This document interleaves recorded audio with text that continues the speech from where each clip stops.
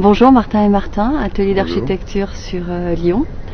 Votre domaine de prédilection, donc plutôt la maison très contemporaine, la villa très contemporaine. Vous avez été précurseur du Technibloc sur vos projets depuis de nombreuses années. Donc je voulais savoir pourquoi ce choix-là. Disons que tout d'abord on a toujours réalisé nos maisons en bloc béton.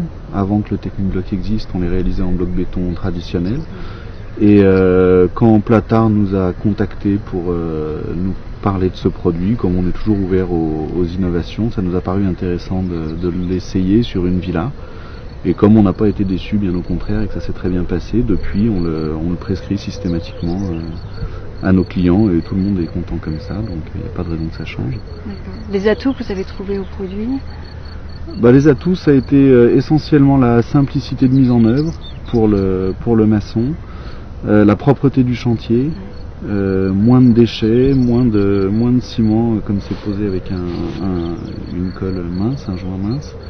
Donc voilà, ça nous fait des chantiers qui sont plus propres, qui sont plus rapides, qui sont plus faciles à mettre en œuvre et qui sont plus jolis à regarder. Donc ça gâche rien. Et les murs bien aérés.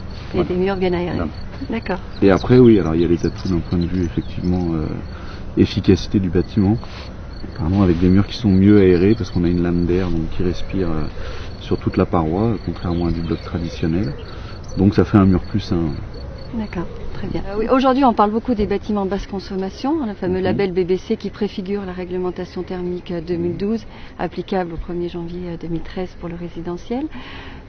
Pour votre part, c'est vrai que vous avez beaucoup travaillé sur la performance énergétique de vos bâtiments. Lorsque je vous avais rencontré il y a 2-3 ans, vous étiez déjà sur des bâtiments très performants, malgré une architecture assez développée, etc.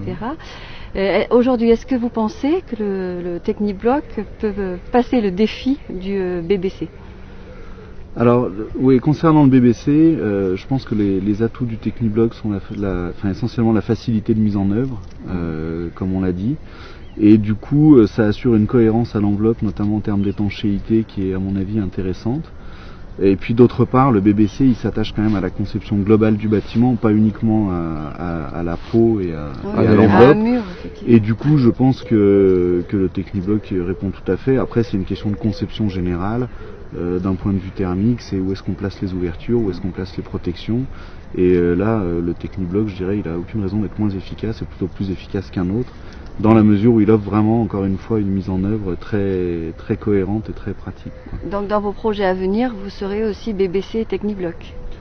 On fait tout pour, en tout cas. Et c'est vrai qu'en 2010, de concevoir des belles maisons contemporaines sans prendre en compte ces considérations-là, c'est un peu dommage, qu'on s'est un peu passé à côté de son époque, quoi. Il ne faut pas oublier que le fait de faire un BBC coûte plus cher qu'une maison classique, mais par contre le jeu en vaut la chandelle dans le sens où dans le temps, donc après c'est une économie à perpétuité. Bien sûr, c'est pas un surcoût mais un surinvestissement. Tout à fait d'accord. Ok. Alors en conclusion, le Technibloc pour vous est-il un produit d'avenir? Écoutez, oui, sachant que l'avenir s'annonce de plus en plus vert, on va dire.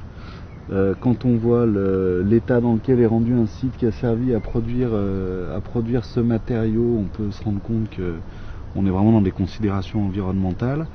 Cela se rajoute au fait que c'est un matériau qui est relativement propre à produire, parce qu'il n'y a pas de cuisson, des matériaux naturels, le béton c'est du sable, de l'eau.